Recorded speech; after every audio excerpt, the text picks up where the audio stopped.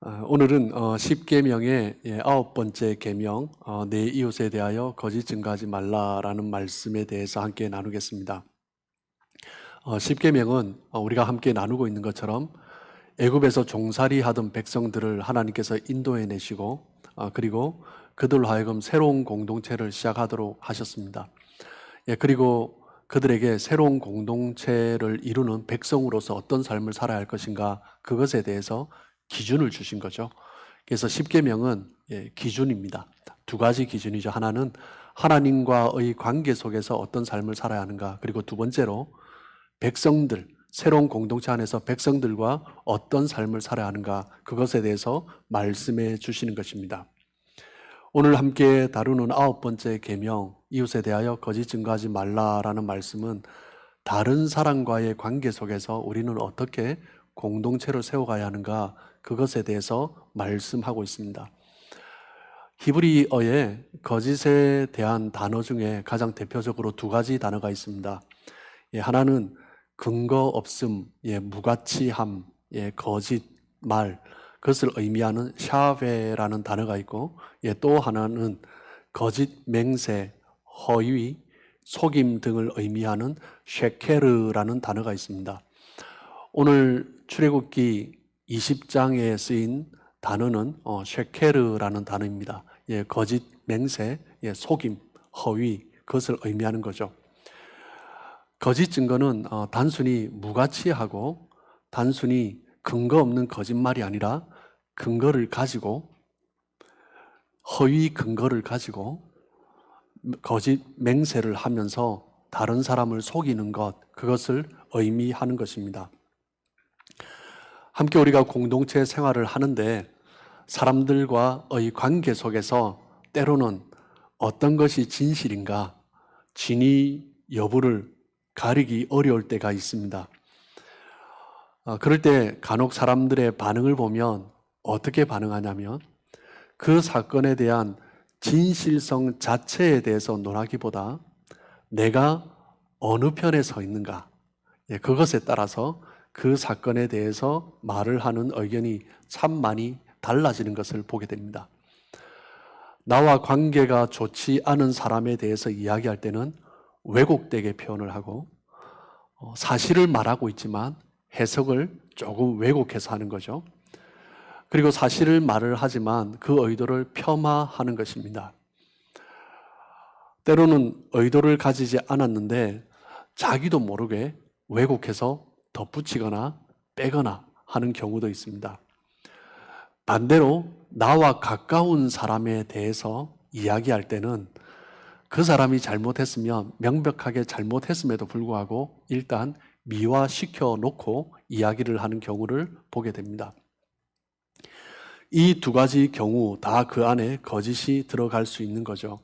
사실을 사실대로 말하지 않고 사실을 사실대로 말하는 것 같지만 진실이 빠져 있는, 약간 왜곡되어 감정이 개입된 상황에서 이야기를 하는 것입니다. 그것을 거짓 증거라고 하는 거죠. 단순히 없는 이야기가 아니라 있는 근거를 가지고 왜곡하고 폄하하고 자기 이익에 맞게 이야기하는 것입니다. 그것을 사고 편향성이라고 합니다.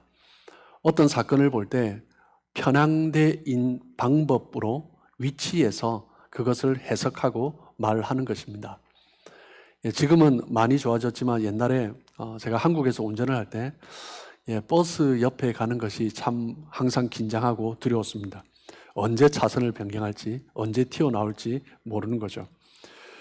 버스가 워낙 험하게 운전하다 보면 도로 위에서 간혹 버스 기사와 다른 차량과 시비가 붙는 경우를 간혹 보게 됩니다. 그런데 놀라운 것은 버스에 탄 사람들은 거의 모두가 버스 기사 편을 들고 있다라는 거죠.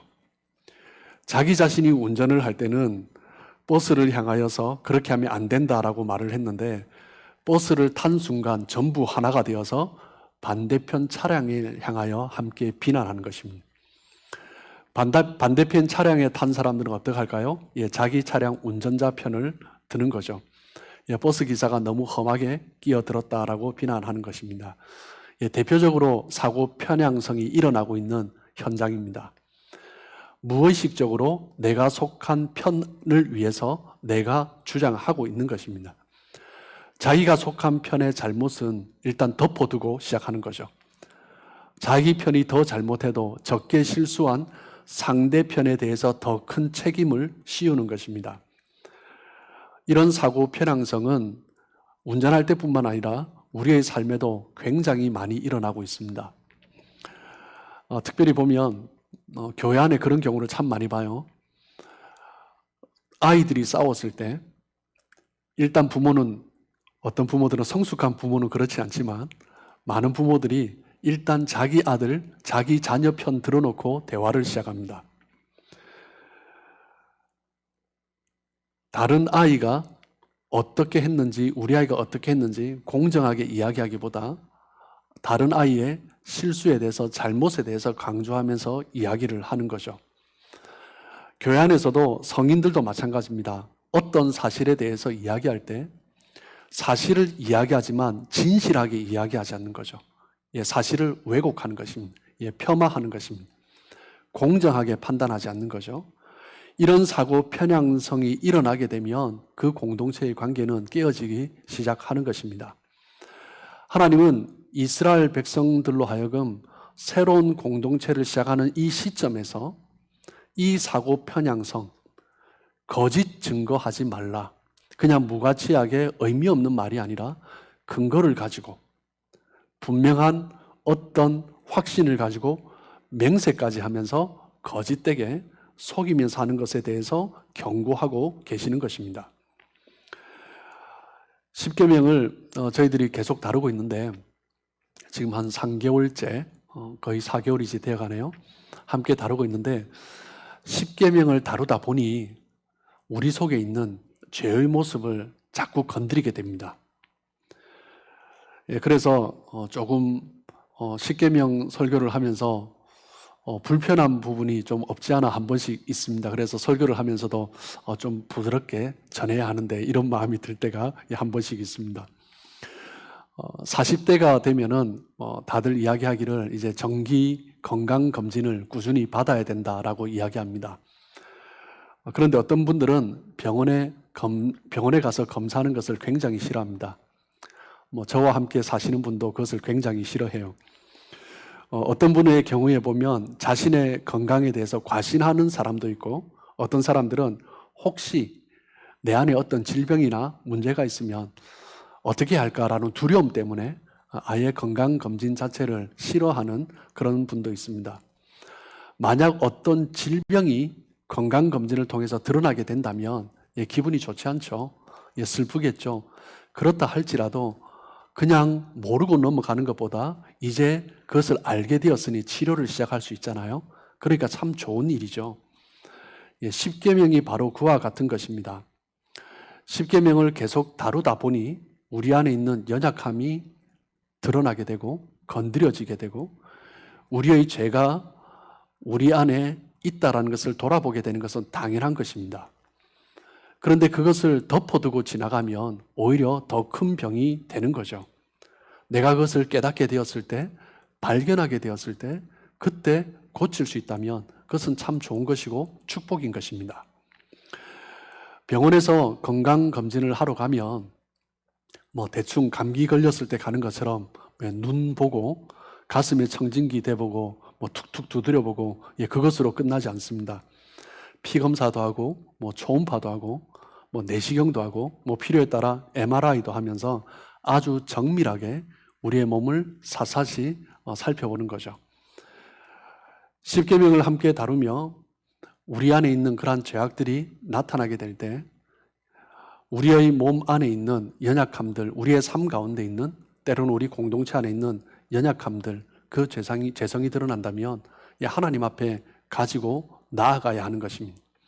그때 하나님이 고쳐주시는 거죠. 작은 것 하나라도 드러나면 하나님 앞에 가지고 나아갈 수 있는 것입니다. 하나님 앞에 용서를 구하고 십자가 앞에 내려놓으면서 하나님의 그 긍휼하심을, 치유하심을 간구하는 거죠. 그런데 만약 공동체 안에 거짓이 있는데 그대로 두면 어떻게 될까요? 사도 바울은 그 부분을 이야기하면서 공동체는 지체다라고 이야기를 합니다. 에베소서 4장 25절 말씀을 보시면 그런즉 거짓을 버리고 각각 이웃과 더불어 참된 것을 말하라. 이는 우리가 서로 지체가 됨이라. 바울은 교회 공동체를 향하여서 지체다라고 이야기했습니다. 몸으로서 함께 거하고 있다라는 거죠. 한 몸인데 한 몸의 한 지체가 다른 부분을 향하여서 거짓말을 한다 하고 참된 진실을 말하지 않는다면 그 몸은 병든 거죠. 공동체는 파괴된다라는 것을 이야기하는 것입니다. 신앙생활 하면서 정말 조심해야 될 것은 거짓을 말하는 것입니다. 공동체 안에서도 우리가 시험을 드는 경우가 간혹 있습니다. 상호간에 서로 비방하고 상호간에 서로 깎아내리는 것입니다. 깎아내리다 보면 비방을 하다 보면 부풀리게 되고 그리고 거짓말이 조금씩 들어갈 수밖에 없습니다. 어떤 사람마다 모든 사람은 다 장점도 있고 단점도 다 있습니다. 어떤 사람에 대해서 이야기를 할 때 장점을 말하기보다 단점만 이야기해 버리면 정직한 평가가 아니죠. 그것을 거짓 증거다라고 말을 하는 것입니다. 단점을 얘기하려면 가능한 한 얘기 안 하는 게 좋지만 필요에 따라 꼭 필요하다면 장점도 함께 이야기해야 합니다. 그것이 객관적인 거죠. 그런데 그 사람에 대한 감정이 좋지 않으면 장점은 싹 다 빼버리고 단점만 잘못한 것만 말을 하는 거죠. 그런 것들을 거짓 증거다라고 말을 하는 것입니다. 그래서 지체들이 모인 공동체를 건강하게 유지하는 길은 참된 것을 진실하게 말을 하는 것입니다. 이스라엘 백성들이 애굽에서 나온 이후에 새로운 공동체를 시작하기 위해서 하나님께서 십계명을 주시고 광야에서 훈련시키셨습니다. 그리고 가나안에 들어가 새로운 공동체, 새로운 땅에서 새로운 하나님의 백성으로서의 삶을 시작합니다. 제일 처음 들어간 곳이 어디예요? 여리고성이죠. 여리고성을 무너뜨렸습니다. 그리고 그 다음 아이성을 향해서 나아갔습니다. 여호수아 7장에 보면 아이성에 관한 사건이 나옵니다. 중요한 인물이 한 사람이 있습니다. 누굽니까? 아간이죠. 아이성에 비하면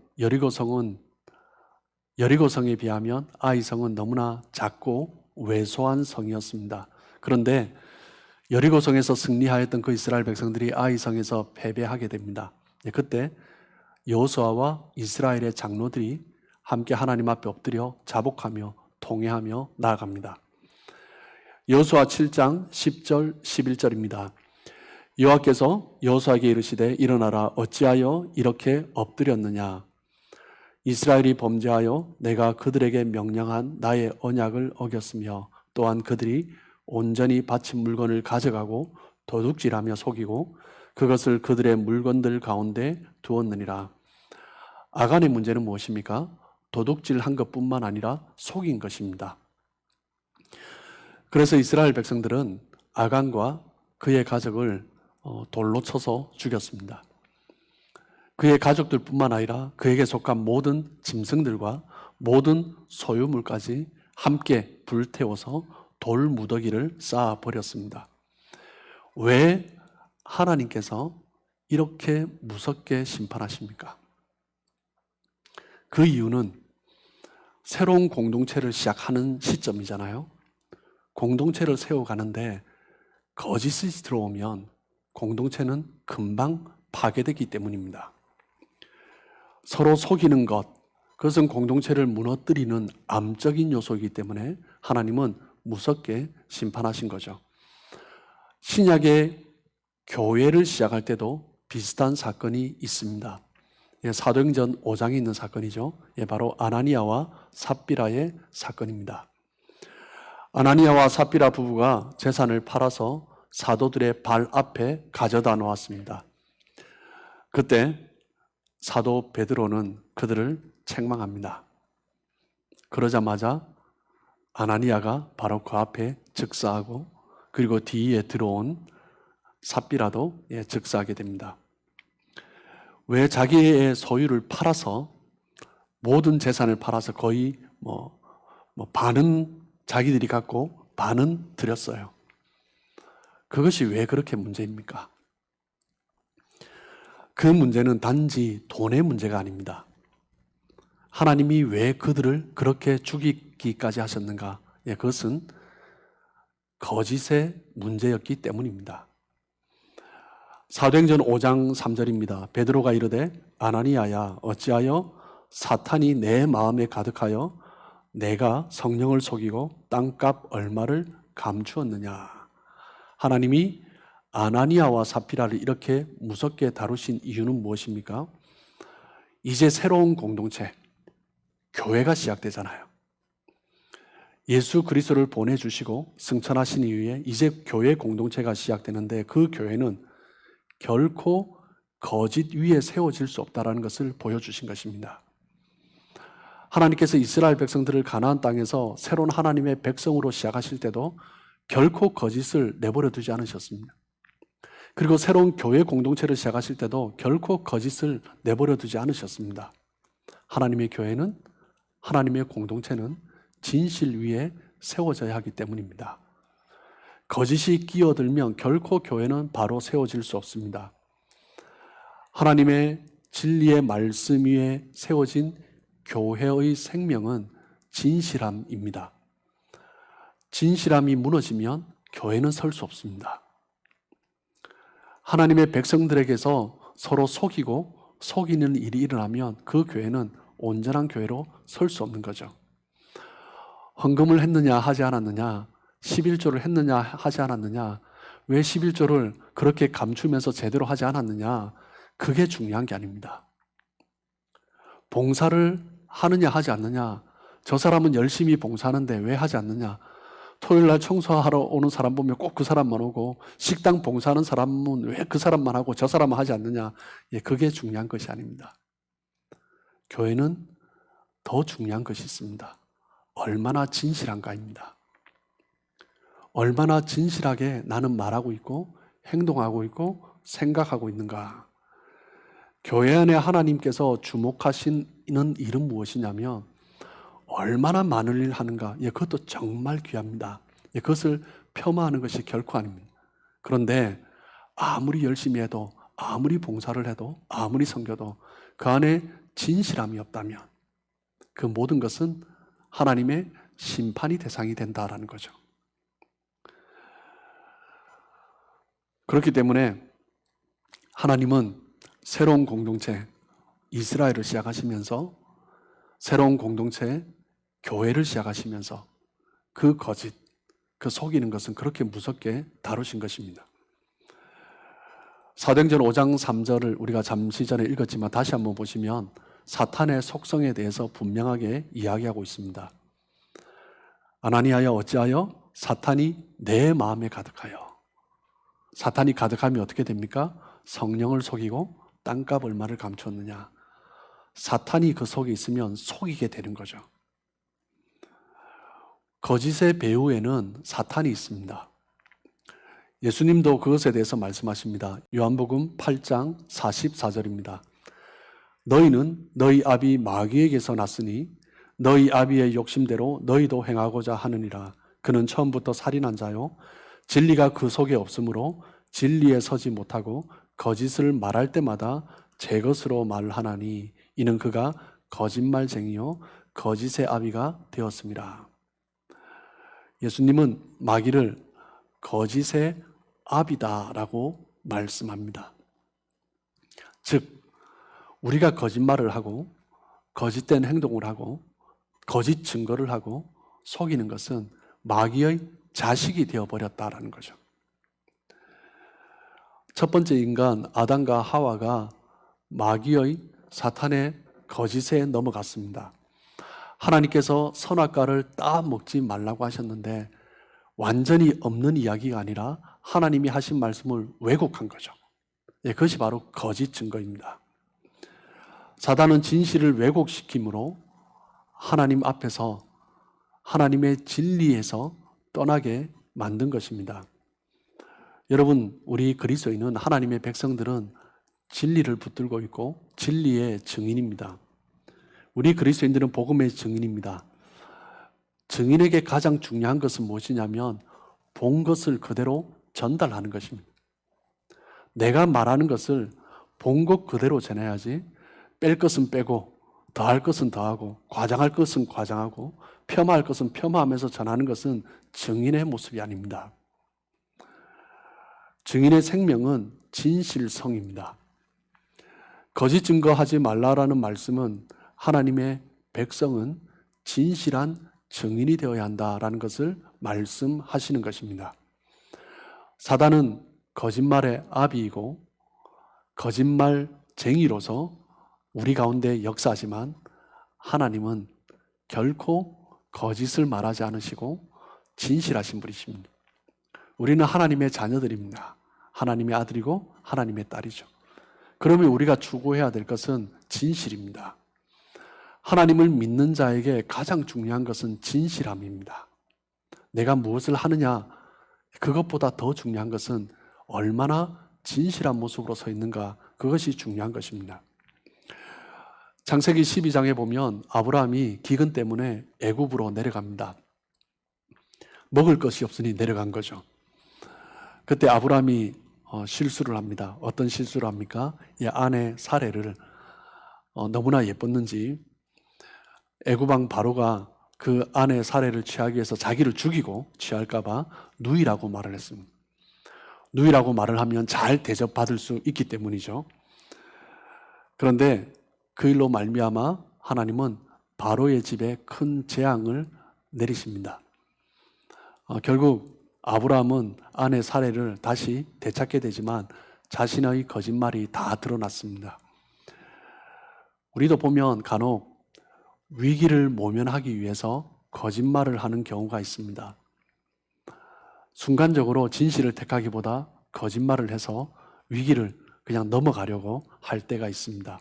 왜 그렇습니까? 괜히 정직하게 말을 하면 내 실수가 드러나고 때로는 문제가 더 복잡해질 것 같고 나에게 자신에게 어려움이 당할 것 같으니 그냥 거짓말로 진실을 말하기보다는 거짓말로 위기를 넘어가려고 하는 것입니다. 여러분, 거짓으로 위기를 모면할 수 있습니까? 잠시 넘어갈 수 있는 것 같습니다. 그런데 결국 다 드러납니다. 어떤 경우는 그 사람도 알고 상대도 알고 그렇게 드러나는 경우도 있고, 어떤 경우는 자기는 잘 속였다라고 생각하는데 상대는 알고 있지만 그냥 말하는 것이 불편해서 넘어가는 일들이 얼마나 많은지 모릅니다. 당장 거짓으로 상황을 모면하거나 자기에게 유리하게 하는 것은 너무나 쉬운 방법입니다. 그러나 결코 거짓으로 자기 자신을 보호할 수도 없고 자기 자신을 지킬 수도 없는 것입니다. 그리고 재미있는 것은 그때 바로가 아브라함을 불러서 책망을 합니다. 왜 거짓말을 했냐라는 거죠. 왜 하나님의 백성이 거짓말을 해서 하나님이 나에게 이렇게 힘들게 만들었냐라는 것입니다.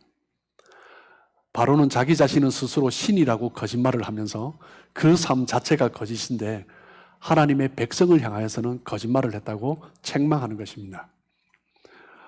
지금도 세상을 보면 거짓이 만연합니다. 세상을 보면 많은 사람들이 거짓된 삶을 행하고 말하고 살아갑니다. 그런데 그것은 보면 사람들이 그렇지 하면서 넘어갑니다. 그런데 재밌는 것은 그리스도인이 죄를 범하면 사람들이 달라들어서 얼마나 비난하는지 모릅니다. 인터넷에서 보면 모 교회 집사가, 모 교회 장로가, 모 교회 목사가 이런 일을 했다라면서 비난하는 댓글이 가득하게 됩니다. 왜 그럴까요? 아무리 세상에 죄가 만연했다 할지라도 안티 기독교라는 사람들의 마음의 근저에 깔려있는 마음은 무엇이냐면 그리스도인은, 교회는 그러면 안 된다라는 것입니다. 그러니까 비난하는 거죠. 왜 목사가 그럴 수 있느냐? 장로가 그럴 수 있느냐? 집사가 그럴 수 있느냐? 자기들이 잘못했을 때는 그대로 놔두면서 교회가 그렇다면 그들이 함께 들고 일어나서 비난하면서 그렇게 댓글로 인터넷에 가득 채우는 거죠. 교회는, 그리스도인은 정직해야 한다라는 소망이 자기 자신도 모르게 깔려 있는 것입니다. 여러분, 그리스도인의 생명은 정직함입니다. 그리스도인의 생명은 진실함입니다.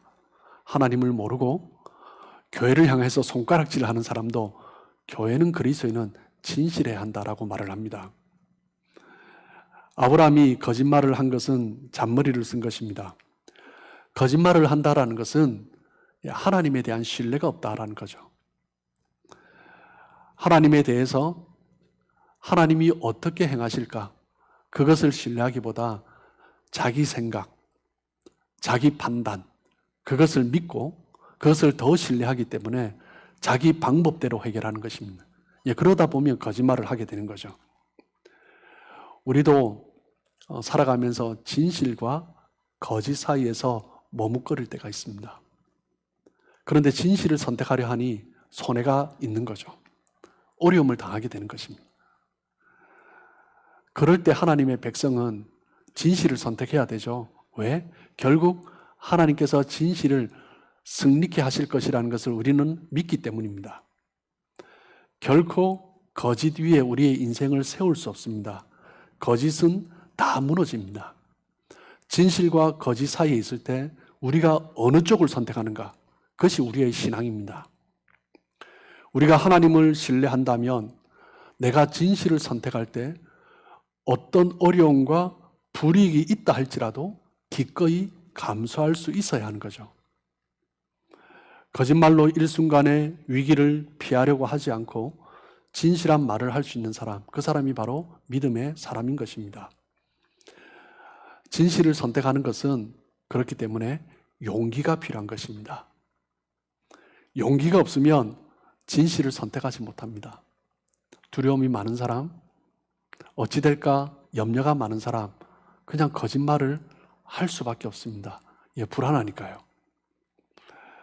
모두가 거짓말을 하고 있는데 내가 정직하게 말을 하면 나만 손해볼 것 같습니다. 당장 내가 손해본다 할지라도 진실이 이긴다는 확신이 있고 믿음이 있으면 용기 있게 나아갈 수 있는 거죠.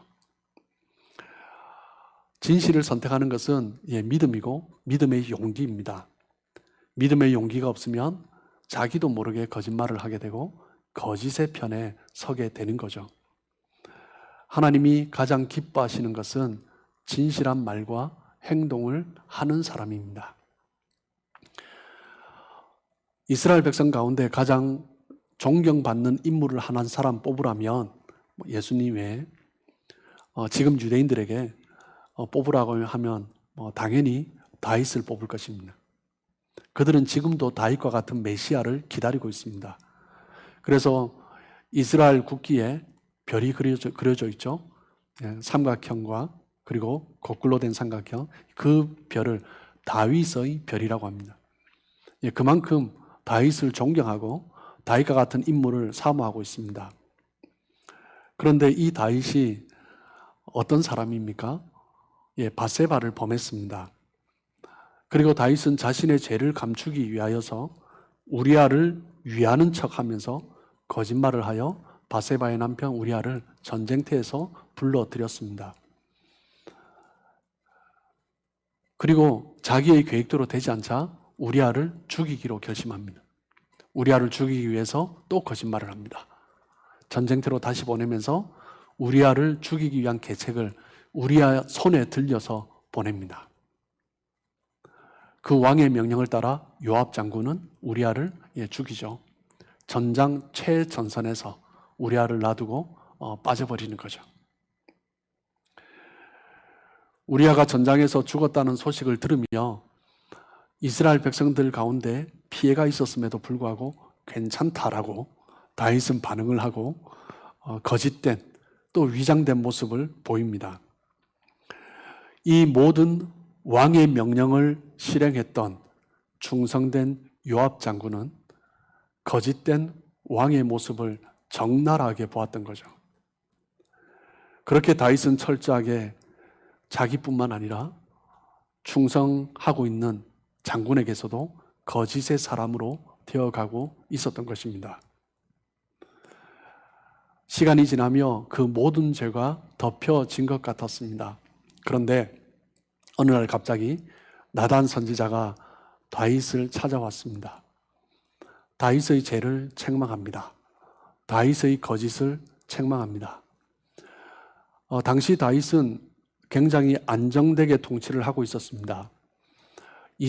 남북 이스라엘을 다 통일했고 백성들로부터 존경과 찬사를 받는 그런 왕이었습니다. 그 왕이 나단 선지자의 책망을 받으면서 머리를 풀고 가슴을 찢고 옷을 찢으며 회개합니다. 나단 선지자의 책망을 받은 다윗의 심정을 가장 잘 표현해 주는 성경은 시편 51편입니다. 시편 51편 1, 2절 말씀을 잠깐 보시면 하나님이여 주의 인자를 따라 내게 은혜를 베푸시며 주의 많은 긍휼을 따라 내 죄악을 지어주소서. 나의 죄악을 맑게 씻으시며 나의 죄를 깨끗이 제하소서. 나단 선지자의 책망을 받으며 다윗은 통회하고 엎드리며 하나님 앞에 나아갑니다. 다윗은 결코 자신의 죄를 가볍게 다루지 않았습니다. 적당한 회개가 아니라 깊이 회개하며 나아갔습니다. 신약 성경에 보면 사도행전에 보면 하나님께서 다윗을 내 마음에 합한 자다, 하나님 마음에 하나님 뜻에 맞는 사람이다 라고 표현하십니다. 하나님께서 그렇게 다윗을 주목하시는 이유가 무엇입니까? 바세바를 범하기 그 이전에도 그리고 범한 그 이후에도 뿐만 아니라 신약 성경에서도 그렇게 다윗을 언급하며 다윗을 주목하시는 이유는 무엇 때문입니까? 많은 신학자들이 공통적으로 고백하는 것은 무엇이냐면 나단 선지자의 책망을 받았을 때 그때 다윗의 모습이 정말 하나님을 기쁘시게 했다라고 말을 합니다. 하나님의 마음에 합한 자라고 일컬음을 받을 수 있었던 가장 중요한 이유는 하나님 앞에 진실된 모습으로 회개했기 때문입니다. 하나님께서 다윗을 주목하시고 그렇게 기뻐하신 것은 다윗이 이룬 어떤 위대한 업적이 아니라 하나님 앞에 정직하게 자신의 죄를 고백하고 진실하게 하나님 앞에 나아가는 그 모습을 하나님께서 기쁘게 여기신 것입니다. 신앙이 성숙하고 신앙이 깊어진다는 것은 어떤 일을 완벽하게 이루고 실수 없이 잘 이루어간다, 성경 지식을 많이 안다, 그것을 의미하지 않습니다. 신앙이 깊어진다는 것은, 신앙이 성숙해진다는 것은 정직해 가는 것입니다. 진실해져 가는 것입니다. 때로는 죄를 짓고 실수하지만 하나님 앞에 철저하게 자기 자신을 돌아보기 때문에 내가 어떤 자인지 하나님 앞에 정직하게 나가는 거죠. 그러니 신앙이 성숙한 사람은 겸손합니다. 그럴 수밖에 없죠. 내가 어떤 자인지 하나님 앞에 날마다 깨닫게 되기 때문입니다. 인생을 기쁘게 살고 최고의 삶을 살아가는 비결은 진실해지는 것입니다. 하나님의 말씀 앞에, 복음 앞에 우리가 가까이 설 때 우리는 더욱더 진실함으로 하나님 앞에 나아가고 십자가 앞에 정직하게 나아가야 합니다. 우리 그리스도인들은 하나님의 말씀을 붙드는 사람들입니다. 진리의 말씀을 붙드는 사람들입니다. 그렇기 때문에 그리스도인의 생명은 진실입니다. 하나님의 말씀을 붙들고 있는 우리를 하나님은 증인이라고 불러주셨습니다. 증인의 생명 또한 진실입니다. 그리스도인에게서 가장 필요한 것은 진실함입니다. 정직함입니다. 정직함이 그리스도인의 생명이고 교회의 생명입니다. 그러나 이것은 저절로 되는 것이 아닙니다. 거짓말은 노력하지 않아도 됩니다. 어떤 상황이든 어린아이도 가르쳐주지 않아도 거짓말을 쉽게 합니다. 그런데 정직하려면 노력해야 됩니다. 무엇 때문입니까? 거짓의 배후에는 마귀가 있기 때문입니다. 끊임없이 우리를 유혹하고 속이려 하는 거죠. 그 마귀의 속임수에 넘어가지 않으려면 우리는 노력해야 합니다. 애써야 합니다. 혀에 재갈을 물려야 하고 우리의 말과 생각이 하나님 앞에 바로 설 수 있도록, 그 하나님의 진리의 말씀의 영향에 설 수 있도록 말씀을 읽고 묵상하고 또한 겸손히 하나님 앞에 나아가야 하는 것이죠. 그렇기 때문에 그리스도인은 끊임없이 진리를 쫓아야 합니다. 오늘날 세상 사람들도 교회는, 그리스도인은, 하나님의 백성은 진실해야 한다라고 말을 합니다. 안티 기독교인들조차 교회는, 그리스도인은, 목사는 진실해야 한다라고 말을 합니다. 우리 그리스도인들에게 진실함보다 더 강력한 힘은 없습니다. 진실을 회복하면 하나님께서 우리를 기뻐하시고 우리의 삶을 주목해 보시고 또한 우리의 가정을 너무나 아름답고 귀하게 보시고 또 우리 교회 공동체를 하나님께서 기쁨 가운데 세워 가실 것입니다. 저와 여러분의 삶이 날마다 하나님 앞에 진실하게 정직하게 서고 하나님을 기쁘시게 하는 삶 되시길 주님의 이름으로 축복합니다.